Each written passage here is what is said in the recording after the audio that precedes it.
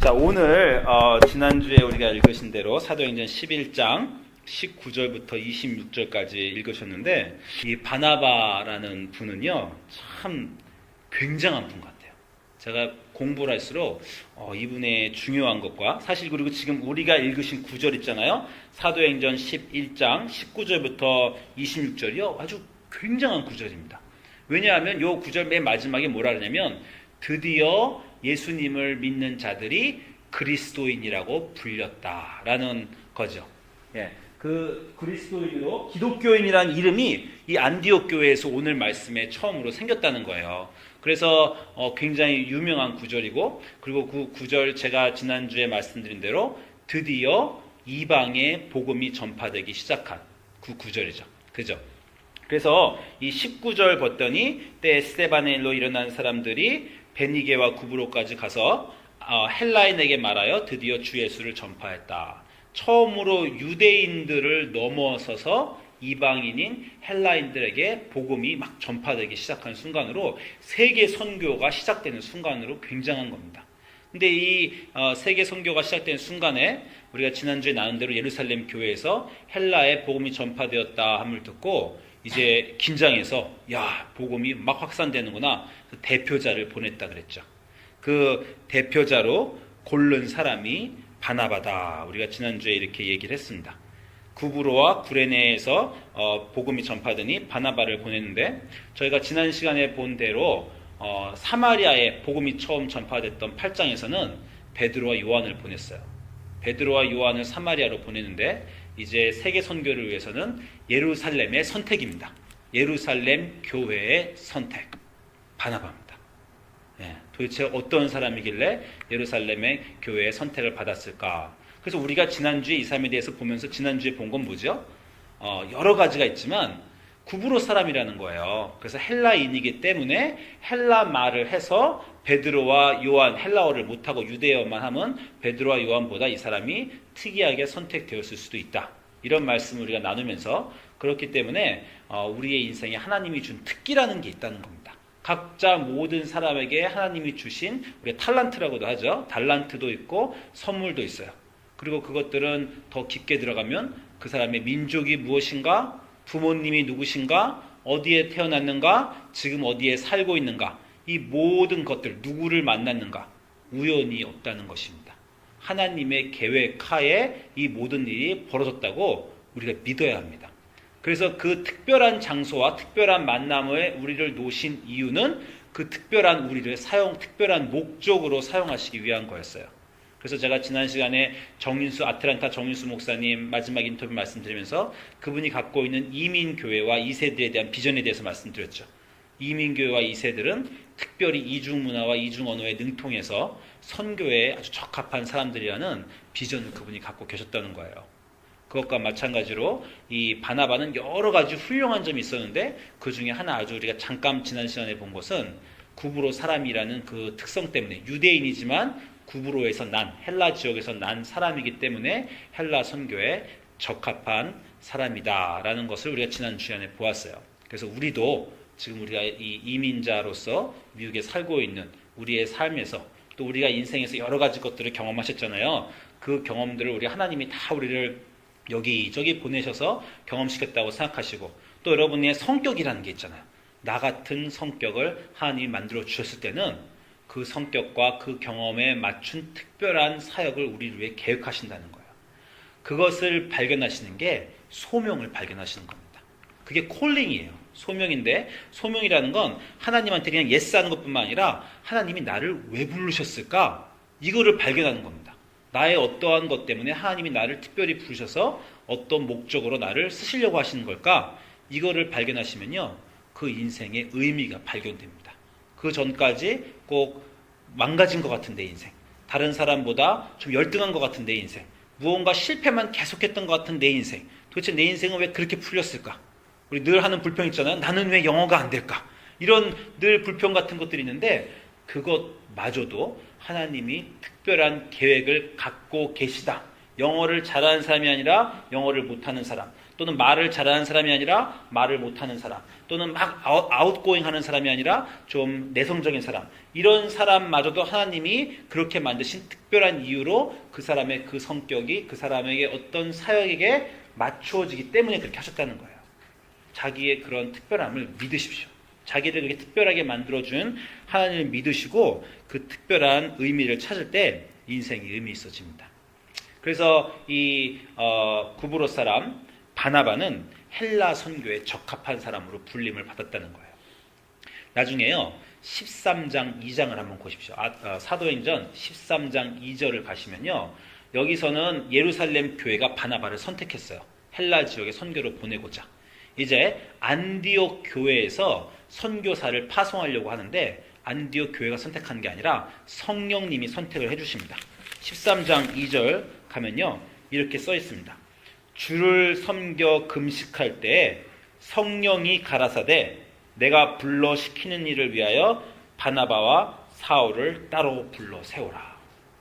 성령님이 세계 선교를 위해서 안디옥 교회에서 두 사람을 선택하셨는데 바나바와 사울이라는 거예요. 교회한테도 예루살렘 교회한테도 선택을 받아서 헬라 지역으로 보내졌고요. 성령님한테도 선택을 받아서 세계 선교로 바울과 같이 보내졌습니다. 너무 굉장하잖아요. 성령님한테 선택받고 교회한테 선택받고 도대체 어떤 사람이길래 이런 선택을 받았는가? 그걸 우리가 구브로 사람이라는 것 이상으로 다른 것을 더 보려고 합니다. 그래서 오늘 우리가 바울에 대해서 한번 이 바나바에 대해서 쫙 보려고 하니까 성경 공부한다고 생각하시고 한번 성경책 여시고 쭉 따라가세요. 바나바가 처음 등장하는 건 사도행전 4장 36절입니다. 사도행전 4장 36절에 구브로에서 난 레위족 사람이 있으니 이름은 요셉이라 사도들이 일컬어 바나바라 번역하면 위로의 아들이라 하니. 자, 첫 번째로 우리가 아는 것, 구브로 사람이라는 것, 헬라 문명에서 났고 헬라 지역에서 났고 헬라어에 능통하고 그러나 유대인의 레위인 사람이라는 것, 그리고 이름이 요셉이라는 것이 있습니다. 그리고 그 사람이 너무 위로와 권면을 잘해서, 영어로 하면 son of encouragement예요. encourage 하는 거 있잖아요. 격려하는 거. 격려와 권면과 위로를 너무 잘해서 격려와 권면과 위로의 아들이다라고 불린 사람이라는 겁니다. 그 사람의 인생을 보면요, 이 사람이 왜 위로의 아들인지 보입니다. 사도행전 4장에 나온 다음에 그 다음에 바나바가 등장하는 건요, 사도행전 9장입니다. 사도행전 9장 26절을 보시겠습니다. 여기 화면도 있고 성경책도 같이 찾아보세요. 사도행전 9장 26절에 사울이 이제 교회를 막 박해하고 스데반의 죽음에 개입하고 그렇게 하다가 다마스커스로 가다가 회심을 하죠. 그죠? 예수님 만나서 다마스커스로 가고 회심하고, 회심한 사울이 교회에 와서 예루살렘에 와서 예루살렘의 사도들과 교제하려고 해요. 근데 아무도 교제하고 싶지 않습니다. 두 가지 이유죠. 첫 번째 밉죠. 내 사랑하는 동지들을 감옥에 넣고 죽인 사람이에요. 그리고 두 번째는 믿을 수도 없어요. 도대체 이 사람이 진짜로 회심한 건지 가짜로 그런 척 하는 건지. 그 구절이 사도행전 9장 26절에 나옵니다. 이렇게 말씀하십니다. 사울이 예루살렘에 가서 제자들을 사귀고자 하나 다 두려워하여 그가 죄자됨을 믿지 아니하니 그때 바나바가 데리고 사도들에게 가서 그가 길에서 어떻게 주를 보았는지와 주께서 그에게 말씀하신 일과 다메섹에서 그가 어떻게 예수의 이름을 담대히 말하였는지를 전하니라. 자, 격려하는 거죠. 그죠? 위로하는 겁니다. 부러진 관계, 망가진 관계, 미움이 가득한 관계를 바나바가 개입해서 사울과 교회 이도자들 간에 위로를 이루어 줬어요. 사울을 격려하고 사람들을 격려해서 만나자. 우리가 주의 일을 하는 사람들이고 이 사람에게도 주의 성신이 임했다. 용서해주고 위로해주는 장면이 9장에 있습니다. 어디 격려의 아들답죠? 그 다음 장면이 이제 오늘 장면입니다. 오늘 장면 11장 9절에 가니까 예루살렘 11장 19절 22절 예루살렘 교회가 이 소식을 듣고 바나바를 안디옥에 보내니 바나바가 안디옥에 이르러 하나님의 은혜를 보고 기뻐하며 모든 사람을 굳건한 마음으로 주와 함께 머물러 있으라 권했다 나오죠. 자, 권면하는 사람입니다. 바나바는요 자기가 일하는 사람이 아니에요. 남이 일하는 걸요 권면해 주는 사람입니다. 이거 사실 굉장히 특별한 능력이에요. 저는 이거 잘 못합니다. 저는 일하는 사람이에요. 나가서 일하는 사람인데 자기는 일 안 하면서 일이 다 되게 만들어주는 사람 있죠. 저는 그런 사람 보면 그런 사람들이 역사를 움직이는 것 같아요. 막 앞에 나가서 일하는 게 아니라 남이 일을 시키는 거죠. 그런 사람 주변에서 보신 적 있어요? 혹시 그런 사람이십니까? 남들이 일하게 주변에서 다 만들어주는 사람. 바나바는 그런 사람이에요. 가니까 사람들이 막 일하고 있더라는 거예요. 자기가 일한 게 아니라 일하고 있으니까 일을 더 하도록 권해줬대요. 그 사람들이 주와 함께 있으라 권면해 주었다라는 겁니다. 자, 그래 가서 권면해 줬죠. 거기서 끝난 게 아닙니다. 그 다음에 거기서 일이 막 잘 되니까 사울이 아까 예루살렘 그 지도자들과 구장에서 화해했지만 그 이후로 사역의 자리에 끼지 못했어요. 그 자기 고향 다소로 가서 그냥 머물러 있었습니다. 그러니까 사울로서는 좀 의기소침한 순간이에요. 성령을 받고 예수님한테 돌아오고 자 하나님 일 막 하고 싶지만 사람들이 뭐 위로의 악수도 해주지만 별로 이렇게 받아주는 것 같지도 않고 또 자기가 사역할 장소를 못 찾았어요. 사람마다 낙향한 겁니다. 낙향해서 고향에 가서 그냥 묻혀 있었어요. 거기서 하나님이 나를 만나주시고 예수님을 깨달았는데 이제 내가 무엇을 해야 될까 고민하고 있었을 때 그때 이 안디옥 교회에서 다소까지 한 200리 정도 돼요. 200km 정도 됩니다. 200km를 걸어갔잖아요. 그러니까 열흘길을 걸어간 겁니다. 열흘길을 이 바나바가 걸어갔어요. 그래서 사도행전 11장 25절 보면 바나바가 사울을 찾으러 다소로 가서 만남에 안디옥에 데리고 와서 둘이 교회에 1년간 모여있어 큰 무리를 가르쳤고 제자들이 안디옥에서 비로소 그리스도인이라 일컬음을 받게 되었더라. 굉장하죠. 바울을 불러와준 사람이 바울을 예루살렘 제자와 위로시켜준 것뿐만 아니라 그대로 그냥 산천 초목에 묻혀있을 법한 바울을 이 보석을 가서 끌어내서 닦아줘서 일자리를 준 겁니다. 너 이거 한번 해봐라. 너 그동안 마음은 있지만 별로 기회가 없었는데 여기 안디옥에 일이 있는데 기독교인들이 막 성장하고 있는데 와서 좀 일해보면 어떠냐. 그래서 같이 일했지만 또 여전히 일을 시킨 겁니다. 다른 사람에게 일을 하도록 권면해줬어요.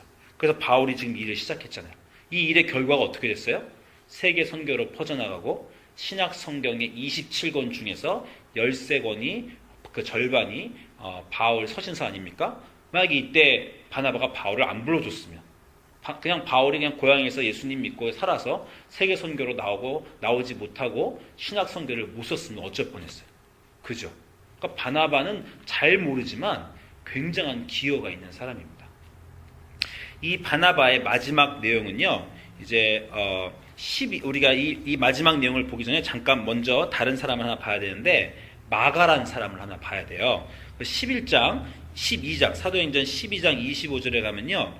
마가라는 사람이 등장하는데 이런 내용이 있습니다. 12장 25절에 바나바와 사울이 부조하는 일을 마치고 마가라 하는 요한을 데리고 예루살렘으로 돌아왔다. 그러니까 바나바와 사울이 아까 11장에서 성령님에 의해서 그 선교함을 받은 다음에 그 다음에 마가라는 요한을 데리고 왔어요. 그런데 이 마가라하고 요한이요 같이 선교 여행을 하는 중간에 포기해 버립니다. 그래서 13장 13절을 보니까 바울과 및 동행하는 사람들이 바보에서 배 타고 밤빌리아에 있는 버가에 이르니 이 마가라는 요한이 그들에게서 떠나 예루살렘으로 돌아갔다. 이런 내용이 있어요. 그러니까 바울과 바나바가 같이 선교여행을 하는 중에 마가라는 요한을 수종자로 거두었는데 선교여행 중에 이 친구가 아마 좀 젊었던 것 같고 좀 곱게 자란 것 같아요. 부잣집에서. 그러니까 선교가 힘든 겁니다. 근데 포기하고 돌아가 버렸어요. 이런 사건이 잠깐 있었습니다. 그 다음에 15장 사도행전 15장 36절에 가니까 둘이 이제 다시 선교여행을 갑니다. 며칠 후에 바울이 바나바더러 말하되 우리가 주의 말씀을 전한 각 성으로 다시 가서 형제들이 어떠한가 방문하자라고 했어요. 그랬는데 이럴 때 바나바는 지난번에 우리를 떠난 그 마가라는 요한을 데리고 가자라고 했습니다. 그러니까 한 번 배신한 사람을 데리고 가주는 사람이 바나바예요. 이런 사람이니까 한 번 잘못한 사울도 받아줬죠. 그죠? 사울이 제가 보기엔 좀 실수한 것 같아요. 바울이 자기가 한 번 실수했다가 받아줬는데 다른 사람이 실수한 건 또 못 본다는 겁니다. 이게 참 아이러니예요. 그랬더니 이 38절에 바울이 그렇게 말하는 겁니다. 바울은 밤빌리아에서 자기들을 떠나 함께 일하러 가지 아니한 자를 데리고 가는 것이 옳지 않다 하여 서로 심히 다투어 피차 갈라서니 바나바는 마가를 데리고 배 타고 구브로로 가고 바울은 실라를 택한 후에 형제들에게 주의 은혜에 부탁함을 받고 떠났다. 이런 말씀이 있습니다. 우리가 이제 바나바에 대한 마지막 장면이에요. 이 이후로 바나바는 더 이상 나오지 않습니다. 이 이후로는 이제 바나바와 바울이 갈라졌기 때문에 바울과 같이 동행한 의원 누가가 바울의 선교 여행만 계속 써요. 나머지 사도행전은 바나바는 여기서 사라집니다. 그렇지만 이 사라지기 마지막 전의 장면이 바로 바나바와 바울이 이 마가의 문제를 가지고 충돌을 한 거죠. 둘이 심히 싸워서 갈라섰다는 거 보니까 제가 그냥 상상이 가요. 그죠? 바나바가 야 우리 마가를 데리고 가자. 그때 우리 바울은 일에 집중하는 사람이잖아요. 그래서 일이 올바로 되려면 선교가 사역이 되려면 부정한 것은 잘못된 것은 깨끗이 치우고 일을 해야지. 역사를 정리해야지. 그리고 바나바가 말했을 겁니다. 바울이요. 바나바가 한마디 했겠죠. 야, 너도 전에 잘못했는데 우리 내가 받아주지 않았냐. 과거를 아마 꼬집었을 거야. 우리 과거에 누가 잘못을 꼬집으면 어떻게 하죠? 전혀 이제 대화가 아니라 확 돌아서 가지고 야 그 말이 여기서 왜 나와? 이러고 시작한 거죠. 그럼 막 나왔어요. 그리고 나중에 보면요. 이 마가가 바나바의 생지라고 나옵니다. 그러니까 아마 바울이 또 이제 인신공격을 또 아마 했을 거예요. 야, 너 데려가려는 이유가 사실은 받아주려는 게 아니라 네 조카니까 데려가려는 거 아니야? 그럼 바나바가 그가 또 여기서 왜 나와? 내가 아무려면 인척을 들이밀면서 내가 이 일을 하겠냐? 하나님의 일을 하는데 아마 이렇게 막 싸움이 시작됐을 거예요. 서로의 인척 문제를 건들고 과거 문제를 건들고 우리가 싸움하면서 그 문제는 절대 건들면 안 되는 거잖아요. 그죠? 예, 그런 문제를 건드니까 둘이 심하게 갈라서서 싸웠습니다. 정확히 누가 잘했는지 잘못했는지 제가 상당히 오랫동안 고민했었는데요. 저는 지금의 제 생각은 이 바나바의 손을 들어주고 싶어요. 왜냐하면요, 나중에 바울과 마가도 또 같이 같이 사이가 다시 좋아졌습니다. 뭐라 그러죠? 같이 사이가 좋아진 거? 화해했어요. 화해했어요. 그게 어디 나오냐면 디모데후서 4장 9절 나옵니다. 디모데후서는 이 바울의 편지인데 바울이 디모데후 4장 9절 가면 디모데한테 이런 말을 해요. 디모데야, 너는 속히 내게로 돌아와라. 데마라는 사람이 있었는데 이 세상을 사랑하여 나를 떠나갔다는 거예요. 그러니까 이 바울은요 선교하다가 자기를 떠나간 사람이 많아요. 사실은 상처들이 있습니다. 그래서 옛날에 마가도 날 떠났지만 데마도 이 세상을 사랑하여 나를 떠나갔고 그리고 나를 버리고 데살로니가로 갔다. 나하고 지금 같이 있는 사람은 누가밖에 없다. 그러나 네가 올 때 마가를 데려와라. 이런 얘기를 합니다. 그 사이에 마가가 다시 회심하고 돌아온 거예요. 그래서 마가죠. 마가라 하는 요한이죠. 이름이 같은 거예요. 마가라는 요한이죠. 처음에 우리가 딱 할 때 15장 37절에 바나바는 마가라는 요한도 데리고 간다 그러잖아요. 이 마가 요한이 지금 같은 사람입니다. 그래서 이 마가라는 요한에 대해서 싸웠고 다시 이제 바울이 디모데후서 가면 마가를 데리고 오라 이런 거 보니까 바울이 나중에 마가랑 화해한 거예요. 그리고 마가가 화해한 것뿐만 아니라 마가가 뭐라 그래요? 마가가 나의 일에 유익하다. 그건 말하면 마가가 돌아와서 열심히 다시 선교를 해서 바울도 돕고 바나바도 돕고 나중에 베드로도 도와요. 그래서 베드로후서 가면 베드로가 나의 아들 마가가 무난하느니라 이렇게 말합니다. 그러니까 마가가 한 번 잘못했지만 돌아와서 다시 열심히 일을 해서 교회에서 굉장히 중히 쓰였다는 것을 알 수 있습니다. 만약에 바울과 바나바가 서로 부딪혔을 때 바울 따라서 야 마가는 데리고 가지 말자. 그럼 마가가 얼마나 상심이 컸겠어요. 내가 한번 잘못했다고 이제 나를 버리는구나. 그러면 이 미래에 있을 가능성을 다 그냥 없애버린 겁니다. 다시 바울의 사역에 유익함을 받지도 못했을 거예요. 얼마나 지금 바울이 힘든 상황에서 다 떠났지만 디모데야 마가를 데려와라. 마가를 그가 내게 유익하다. 그 정도로 마가가 이렇게 바울한테 유익하게 쓰였는데 바울도 분명 이 순간쯤 되면 회개하고 실수를 인정했을 겁니다. 그때 바나바가 마가를 받아줘서 참 다행이다. 그래서 마가가 나의 일에 이렇게 유익하게 쓰였다. 아마 바울도 이 순간쯤 되면 그렇게 생각을 하였을 거예요. 그러니까 한 번 실패한 사람을 받아주는 바나바라는 거죠. 용서해주는 사람 바나바라는 겁니다. 다른 사람은요, 남이 잘못하면요 용서해주잖아요. 근데 용서는 우리가 기독교이니까 마음속에 해줘요. 그렇지만 한 가지 안 하는 게 있습니다. 뭘 안 해요? 다음 기회를 주지 않습니다. 우리가 보통 그래요. 내가 너를 용서한다. 그러나 네가 지난번에 한 짓이 있기 때문에 또 너를 기용할 수는 없다. 보통 사람은 마음이 그래요. 세컨 찬스, 두 번째 기회를 잘 안 줍니다. 그 사람이 또 실패하면 또 기회를 안 줘요.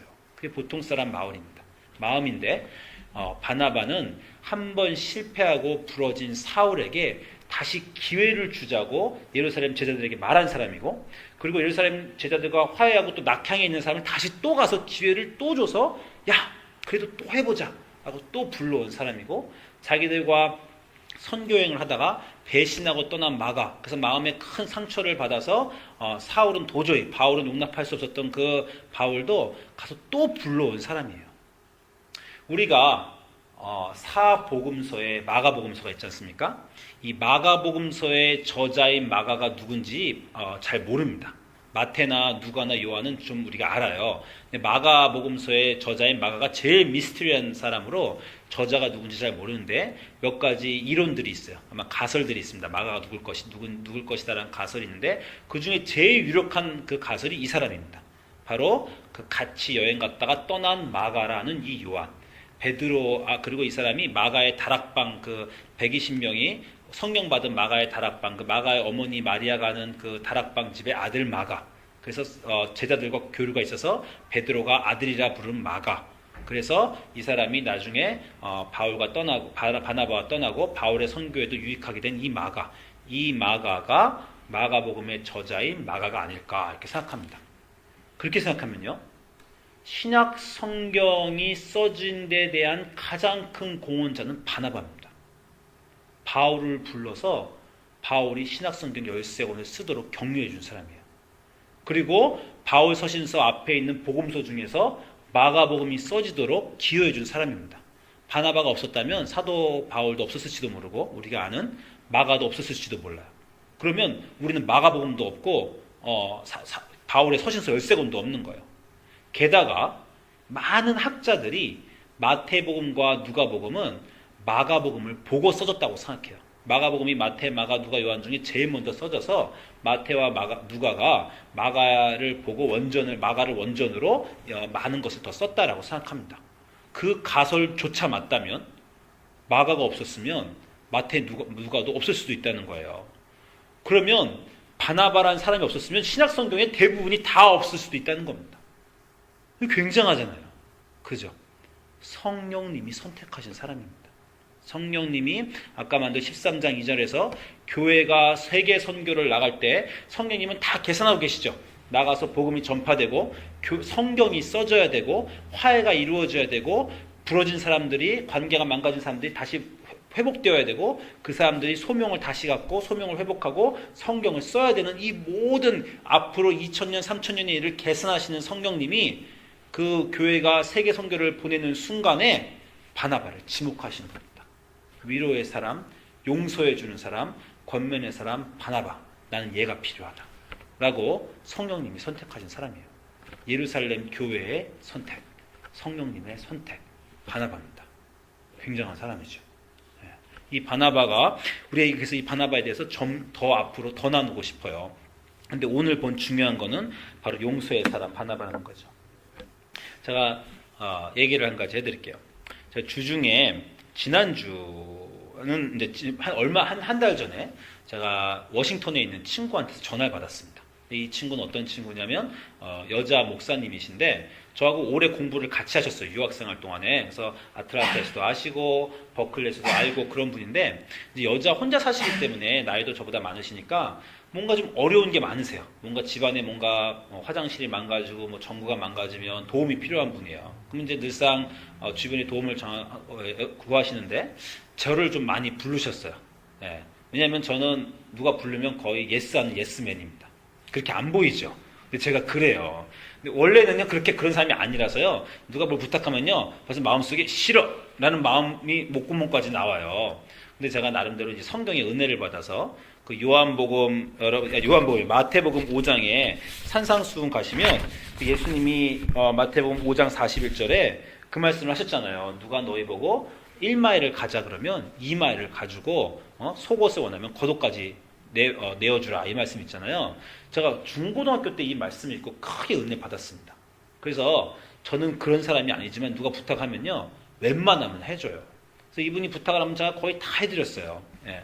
아마 그분은 빠르게 기억하실 것 같아요. 뭐 반도 안 해줬다 뭐 이렇게 기억하실 수 있을 것 같은데 전 열심히 해드렸는데 그러다가 이제 이분이 워싱턴 DC로 그 버지니아주로 이사를 가셨어요. 그다음 몇 년 동안 못 뵀단 말이죠. 근데 한 달 전에 전화가 왔어요. 이제 버지니아주에서 한국을 가신다는 거예요. 한국을 가시는데 샌프란시스코에 들렸다 가신대요. 근데 들렸다 가시는데 그냥 들리는 게 아니라 샌프란시스코에 들려서 산호세 내려오시고 싶다는 겁니다. 그래서 산호세에 아시는 분을 만나고 싶으시대요. 그런데 저보고 샌프란시스코로 공항 라이드를 오라는 거예요. 제가 제일 먼저 든 생각이 뭐겠어요? 아니 만나고 싶은 그 사람이 가야지. 아니 나를 만나러 오겠다면 제가 또 이해가 돼요. 산호세로 목사님을 정말 유 목사님을 만나러 가고 싶어요. 저를 좀 라이드 해주세요. 그럼 제가 또 나를 참 그리워하시는구나. 그럼 제가 라이드 해드려서 같이 식사도 하고 만나야지 했는데 산호세에 만나야 될 사람이 있으니 저를 보고 와서 라이드 해달라는 거예요. 제가 만나고 싶은 사람 있으면 그 사람 보고 올라오라 그러지 왜 나보고 오라 그래? 라고 하면 이제 뭐 또 불평이 여기까지 올라왔죠. 근데 또 어떻게 해요? 예, 알겠습니다. 근데 제가 나가죠. 몇 시입니까? 근데 월요일 밤 9시 반에 비행기에 있다는 거예요. 제가 알겠습니다. 나가죠. 그러는데 한 가지 부탁을 더 하세요. 그랬다가 돌아가셔야 되잖아. 다시 샌프란시스코로. 수요일 아침에 돌아가시니 수요일 아침도 샌프란시스코로 태워달래요. 공항으로. 근데 제가 딱 달력을 보니까 수요일 아침에 교회에 무슨 일이 있어요. 그래서 제가 수요일 아침은 제가 안 되겠습니다. 라고 뺐어요. 사실 이제 교회 일이 있지만 이게 정말 중요하면 제가 그 일을 취소하고라도 라이드를 해드렸을 건데 제 마음속에 그만큼 해드렸으면 됐지 뭘 더 해드리나 이런 마음속이 있고 이번에도 나가는데 뭘 또 나가나 이런 생각이 있어서 제가 이제 거절했습니다. 그리고 그 월요일이 이제 지난주 월요일이었어요. 지난주 월요일에 이분이 9시 반에 오시기로 하셨는데 이분 잘못은 아니고 이분이 또 경유를 시카고에서 하셨는데 비행기가 고장났어요. 새벽 3시에 도착하셨습니다. 새벽 3시에 샌프란시스코 도착하셨어요. 저는 5시 반에 여기서 새벽 예배를 드려야 돼요. 예. 야, 새벽 3시에 제가 이 차를 몰고 샌프란시스코 가면서 어떤 생각을 했겠어요? 다시는 전화 받지 않으리라. 자, 이 콜러 아이디가 오면 다시는 전화 받지 않으리라. 그리고 다음에 연락이 오면 이번엔 나도 똑바로 말씀드려야 되겠다. 목사님, 우버를 이용하십시오. 택시 회사에 전화를 하십시오. 그것도 말하기 어려우면 목사님, 제가 대신 우버를 제가 고용을 하겠습니다. 저는 못 나가고 제가 대신 우버 한 50불인데 제가 50불 내고 우버를 제가 어레인지 해드리겠습니다. 아니 이게 낫지. 새벽기도 5시 반에 해야 되는 목사가 새벽 2, 3시에 샌프란시스코를 차를 타고 가는 이게 웬일입니까? 그잖아요. 그날 와서 꼴딱 샜어요. 진짜 와서 밤 꼴딱 새고 그분도 너무 미안해 하시는 거예요. 원래는 9시 반이었는데 본인 잘못이 아니게 새벽 3시가 됐잖아요. 너무 미안해 하시더라고요. 미안해 하시는 건 미안하시지만 저 어쨌건 이제 화가 막 마음속에 부글부글 끓죠.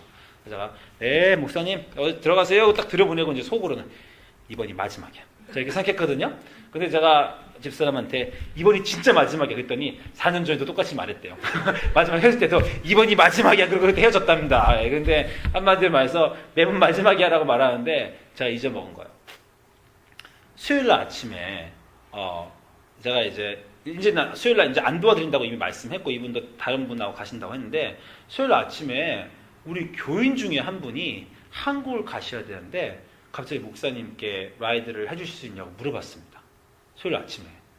근데 이거는요 제가 마음에 부담이 하나도 없고 불평도 없어요. 제가 사랑하는 교인이고 제가 우리 교인들은 샌프란시스코로 누가 간다는 말만 되면 제가 먼저 물어봅니다. 혹시 라이드 어떻게 되세요? 제가 먼저 물어보고 제가 해주려고 해요. 제가 우리 교인 뭐 되지도 않고 제가 사랑하니까. 근데 수요일 아침에 마침 그때 누가 우리 교인 중에 하나가 샌프란시스코로 한국 간다고 라이드 해줄 수 있냐는 거예요.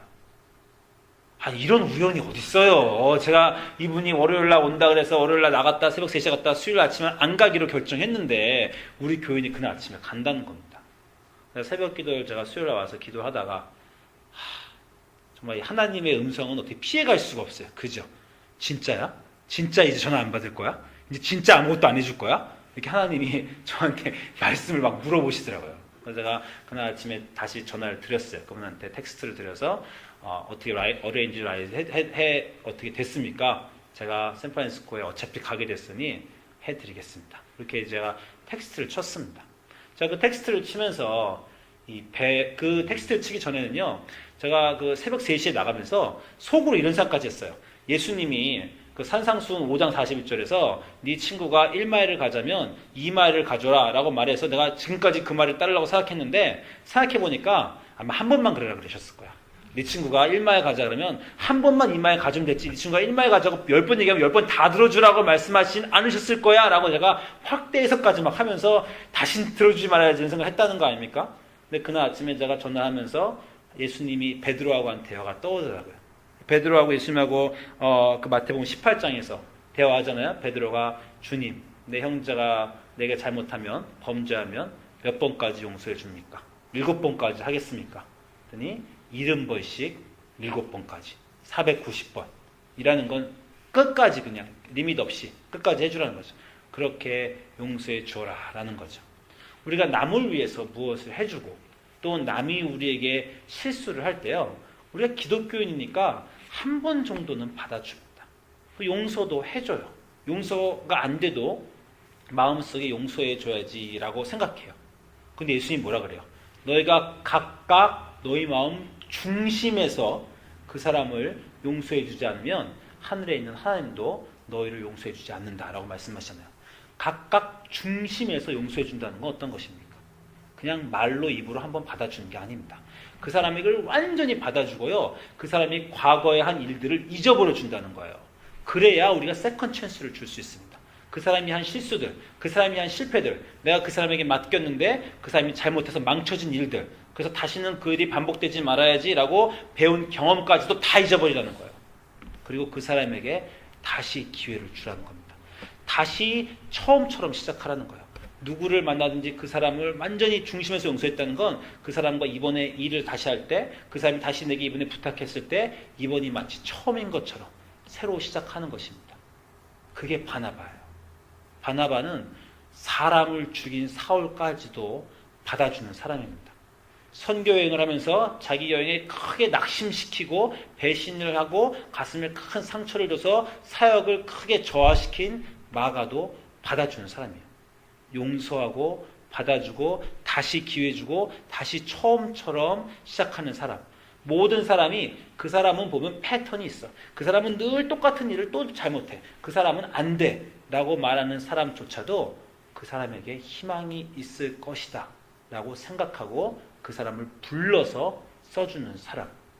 이 사람이 교회가 선택한 이방 선교의 최초 평신도 선교사입니다. 그리고 성령님이 신약 성경의 대부분이 써지기 위해서, 선교가 세계로 전파되기 위해서 따로 불러 세운 그 사람입니다. 권면의 가장 중요한 것, 격려의 가장 중요한 것, 남을 격려해 주려면요, 용서를 먼저 해줘야 돼요. 용서해주고 새로 시작하고 언제든지 다시 기회를 주는 사람이 바로 권면의, 용서의, 위로해야 될 바나바입니다. 오늘 우리가 이 바나바로부터 배우고 바나바와 같은 사람이 되어서 용서해주고 권면해주고 다른 사람이 일을 하게 하여서 우리 교회가 하나님의 일을 할 수 있는 중요한 주춧돌 같은 사람이 되시기를 주님의 이름으로 기도하시겠습니다.